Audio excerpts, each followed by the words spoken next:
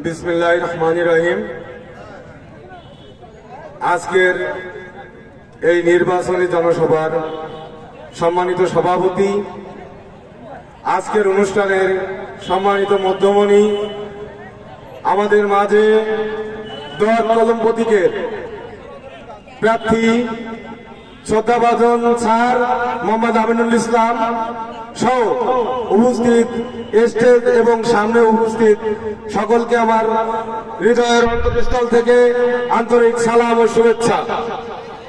সম্মানিত উপস্থিতি, আমিনুল ইসলাম স্যার এ জনপদের মানুষ, এ জনপদের মানুষের কথাই সে ভাবে, এ জনপদের মানুষের আশা আকাঙ্ক্ষার প্রতীক।